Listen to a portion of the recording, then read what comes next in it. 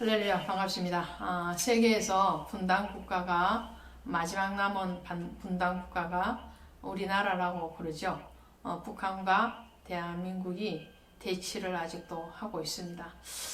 그래서 늘 긴장관계죠. 그 긴장관계를 풀어가기 위해서 정치권에서 많은 노력을 하지만 완전히 해소되어지지는 않고 있죠. 사람이 사는 자체가 어쩌면 전쟁일 수도 있겠다라는 생각을 합니다. 오늘 역대하 20장 가시면 전쟁이 일어납니다. 사람과의 관계 가운데서 작은 다툼도 무시하지 못하는 것은 그 다툼이 더 극한 대립으로 달려가다 보면 전쟁이 일어나는 거죠. 아이들 싸움에 어른 싸움이 되는 것 같이 그렇게 되는 경우도 있는 거죠. 오늘 유다 나라와 이스라엘 뿐만 아니라 그 주변에 암몬, 모압, 블레셋, 이런 나라들이 정말 심심찮게 쳐들어와요. 자, 이스라엘이라는 영토를 보면 우리랑 비슷한 면이 많습니다. 우리도 삼면이 바다로 되어 있죠. 이스라엘 나라도 바다로 둘러싸여 있죠. 그러면서 이스라엘도 북이스라엘, 남유다로 나누어져 있고 우리나라도 북한과 남한으로 나누어져 있죠. 그런 여러 가지 유사한 면에서 보면 이 남유다나 북이스라엘이 주변으로부터 쉽게 노출이 되어지고 또 주변국으로부터 수없는 전쟁의 그런 장소가 되는 것을 보게 되는데 남유다는 더 극심합니다. 왜냐하면 북이스라엘에 비해서 남유다의 땅이 더 기름지거든요. 기름진 땅에 속하는 거죠. 북쪽은 산지 지역이 많죠. 우리나라도 그렇죠. 북한은 이게 산이 많은 산간 지역이 많고 남쪽은 그에 비해서 좀 평야가 많은 지역이라 할 수 있겠죠.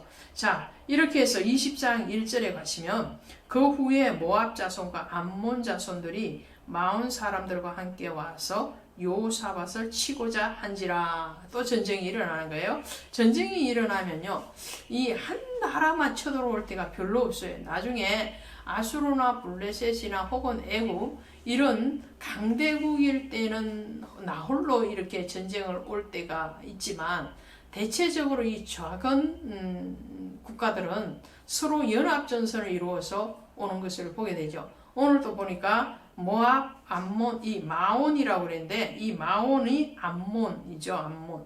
암몬인데 이게 부족이 나누어져 있어서 암몬 사람 자손들이 그러면서 마온 다시 이렇게 말을 하는 거죠. 자, 어쨌든 이런 연합국 세력이 지금 여호사밧과의 전쟁을 선포하고 왔어요. 그랬을 때 어떻게 하느냐? 믿음의 사람은 환난과 고난이 올 때에 뭘 하는가요? 기도하는 거죠. 기도. 자, 기도를 지나서 찬송의 단계까지 가면 그 사람의 믿음은 틀림없는 믿음이 되는 거죠. 자, 여러분들이 고난이 당했을 때에 혹은 제가 고난이 왔을 때에 기도할 수 있다? 그렇죠. 오케이. 기도합니다. 아멘이죠. 기도의 단계를 지나서 환난과 풍파가 오는데도 불구하고 즐겁게 찬양하고 감사할 수 있는 단계까지 가느냐? 여기까지 가야지 정말 믿음의 사람인 거죠. 오늘 여호사밧은 그 모습을 보여주는 거예요. 자, 기도하잖아요. 3절에 보시니까 여호사밧이 두려워하여 여호와께 낯을 향하여 간구하고 온 유다 백성에게 금식을 공포하며, 자, 금식하면서 간구합니다. 유다 사람들이 여호와께 도우심을 구하려 하여 유다 모든 성읍에서 모여와서 여호와께 간구하더라. 환난 날에 나를 부르라 그러시냐. 주님은 환난 때에 나를 부르라 그리하면 내가 너희를 도우리라 말씀하거든요. 하나님은 가만히 계셔서 평안하시기를 원하시는 것이 아니고 우리가 끊임없이 구하기를 원하는 거예요. 끊임없이 구하기를. 잠시도 쉬지 않게 우리가 구하는 것이 그분을 괴롭히는 것이 아니고 그분을 즐겁게 하는 거예요. 정말 사랑하는 사람은요, 어떤 요구를 할 때에 오히려 더 기뻐요. 그런데 그 요구를 하지 않는다는 것은 나와의 어떤 거리가 있다는 것을 말을 하는 거죠. 근데 하나님과의 우리의 관계도 같다는 거죠. 하나님과의 거리가 생기면 하나님 앞에 나아가지를 않죠. 나아가지 않으니까 대화가 없는 거죠. 기도도 감사도 찬양도 없어지는데 하나님과의 친밀하면 친밀할수록 자꾸만 만나게 되죠. 자주 만나는 사람이 정이 듭니다. 만나지 않으면 그 있는 전까지도 어느 순간에 없어지는 것을 보게 되죠. 자, 서로 관심을 가질 때에 사랑이 싹트는 것과 같이 그 관심 속에는 배려함뿐만 아니라 요청함도 때로는 있더라는 거죠. 오늘 여호사밧은 요청합니다. 하나님께 간구하죠. 간구만 하면은 어떻게 되겠어요? 그러면 또 피곤해지는 거죠. 간구가 있었으면 거기에 대한 평안이 오는 거예요. 하나님 응답하시니까요. 애굽에 있던 이스라엘 백성들이 400년 동안의 그 노예 생활에 대해서 부르짖잖아요. 부르짖을 때 하나님 어떻게 해요? 그 부르짖음을 들으시죠. 들으시고 어떻게 해요? 하늘에서 들으시고 내려오시죠. 들으시고 보시고 아시는 그분이 내려와서 내가 너희를 데려가려 하노라. 이 출애굽기 3장에 나오는 말씀이거든요. 자, 하나님께서 여호사밧의 기도에 대해서 들으십니다. 그러면서 여호사밧이 말을 하죠. 12절에 우리 하나님이여 그들을 징벌하지 아니하시나이까 우리를 치러오는 이 큰 무리를 우리가 대적할 능력이 없고 어떻게 할 줄도 알지 못하옵고 오직 주만 바라보나이다. 할렐루야. 여호사밧의 신앙은 이런 거예요. 여호사밧의 신앙은 다른 인간적인 면에서는 나는 참 어린아이와 같습니다. 그런 거예요. 어린아이와 같습니다. 나는 어떻게 이 전쟁을 승리를 할 수 있는 어떤 방법도 알지 못합니다. 그래서 주님, 어린아이처럼 주님을 바라봅니다. 어린아이가 어떤 문제를 만나면 자기가 해야 될 어떠한 능력이 없기 때문에 누구를 바라보느냐 하면 부모님을 바라보죠. 아빠나 엄마를 바라보고 있죠. 그 모습으로 여호사밧이 하나님께 오직 주만 바라봅나이다. 그렇게 말합니다. 그럴 때 하나님이 선지자를 보내죠. 레위 사람, 하나님의 14절을 보니까 여호와의 영이 회중 가운데에서 레위 사람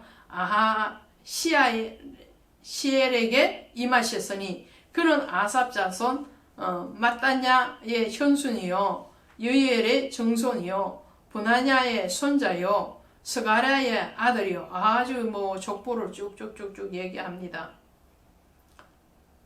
자, 레위 사람에게 하나님의 영, 성령을 부어줘요. 그리고 그 레위 사람이 예언을 합니다. 하나님의 말씀을 들었으니까 이 하나님의 말씀을 가지고 여호사밧에게 가는 거예요. 그래서 여호사밧 왕이여 들을지어다. 15절에 여호와께서 이같이 너희에게 말씀하시기를 너희는 이 큰 무리로 말미암아 두려워하거나 놀라지 말라. 이 전쟁은 너희에게 속한 것이 아니요 하나님께 속한 것이니라. 자, 레위 사람이에요. 제사장도 아니에요. 그냥 레위 사람. 그런데 왕인 여호사밧에게 와서 아주 담대하게 말해요. 여호사밧아 들을지어다. 들을지어다. 하나님의 명령을 가지고 왔기 때문에 하나님의 말씀을 갖고 왔기 때문에 아주 담대한 거죠. 여호사밧 왕이여 들을지어다. 놀라거나 두려워하지 말아라. 이 전쟁은 여호와께 속한 것이다. 너희에게 속한 것이 아니요 하나님께 속한 것이다. 그러니까 너희는 어떻게 해요? 가만히 서서 이것을 보라는 거죠. 17절에 이 전쟁은 너희가 싸울 것이 없나니 대열을 이루고 서서 너희와 함께 한 여호와의 구원하는 것을 보라. 자, 이 말씀과 비슷한 것이 출애굽기 14장에 나와요. 출애굽기 14장에서 어떤 사건이 일어나냐 하니까요. 출애굽을 했어요. 그리고 만난 것이 뭐냐면 홍해예요. 홍해가 앞에 쫙 펼쳐져 있고 뒤로는 뭐예요? 바로가 600의 병거에다가 군사들을 몰고 이 이스라엘 백성들을 뒤쫓아서 막 추격해서 오는 거죠. 막 뒤에서 말굽 소리가 막 전차 소리가 막 들리고 앞에는 끊임없이 이 사해 바다가 홍해 바다가 쫙 누워 있고. 근데 이 건강한 남자들만 있는 게 아니잖아요. 어린아이, 부녀자들, 노인들, 병자들, 이런 사람들을 데리고 진퇴양난의 그 사이에 있을 때에 하나님이 모세를 통해서 뭐라고 말씀해요? 너희는 가만히 있어서 여호와의 구원하심을 보라. 가만히 있어서 여호와의 구원하심을. 그리고 모세에게 내 손에 든 지팡이를 내밀으라. 그럴 때 어떻게 해요? 홍해가 정말 마른 땅까지 쫙 갈라져. 제가 추석 주간에 제부도를 갔어요. 제부도를 갔는데 밀물과 선물이 그 시간에 열리는 길, 일명 모세의 길, 제부도의 그 육로가 열리잖아요. 물이 막 덮쳐서 막 휘몰아치다가도 어느 순간에 양쪽에 물이 쫙 물러가고 길이 쫙 열려서 마른 땅같이 건너가잖아요. 그걸 보면서 제가 이 말씀이 생각나요. 홍해를 건널 때에 하나님이 마른 땅같이 건너게 했다는데 바로 이런 것이었구나. 언제 물이 있었냐는 듯이 물이 한 방울도 보이지 않을 정도로 싹 말라지고 그 길을 차들이 슉슉슉 다니잖아요. 출애굽 시대에는 걸어서 다녔겠죠. 근데 다 건너고 나고 바로 군대가 들어올 때 어떻게 해요? 물이 다시 탁 덮쳐서 다 수장이 되잖아요. 몰살을 하고 말잖아요. 그 역사가 이렇게 일어났구나. 제가 생각을 하고 왔습니다. 자, 오늘 여호사밧에게 하나님의 영이 임한 사람이 와서 뭐라 그러냐? 두려워하거나 놀라지 마라. 이 전쟁은 너에게 속한 것이 아니고 하나님께 속한 것이고 너희는 가만히 있어서 이 전쟁에 이끄시는 하나님을 이 가만히 있어라는 말은 뭐예요? 믿으라는 거죠. 순종해라는 거죠. 여리고성을 그냥 매일 한 바퀴씩 도는 거 순종이잖아. 입 다물고 매일 한 바퀴씩 돌아. 순종.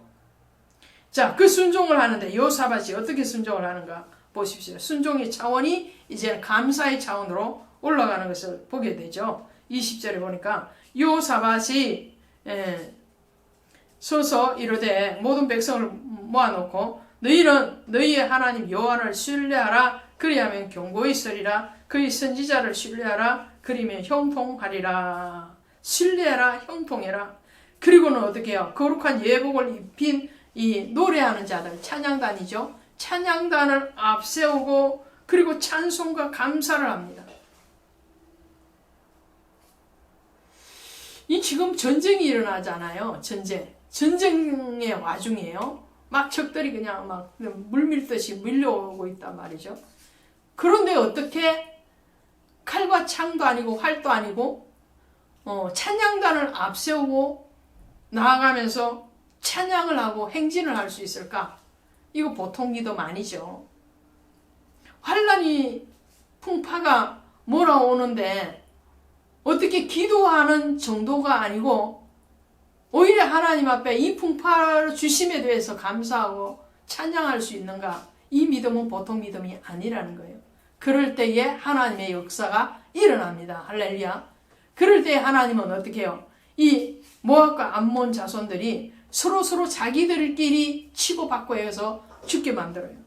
그리고는 이 여호사밧과 그의 백성들에게 전쟁의 승리를 안겨주는 것을 보게 됩니다.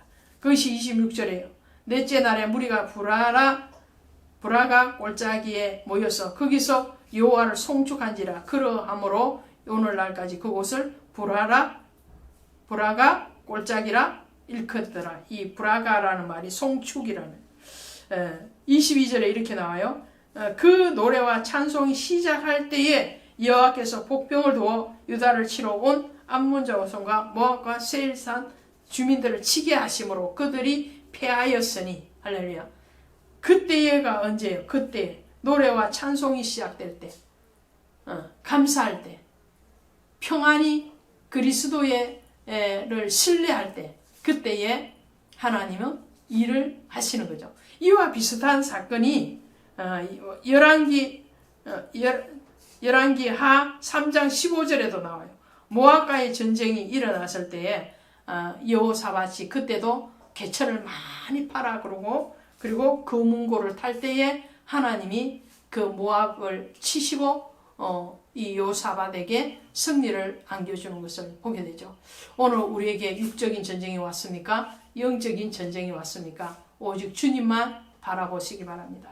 그리고 그 주님 앞에 기도할 뿐만 아니라 한 차원 더 나아가서 감사와 찬송을 돌려드릴 때 하나님의 일하심이 여러분과 저에게 승리로 가져다 주실 줄로 믿습니다. 고맙습니다.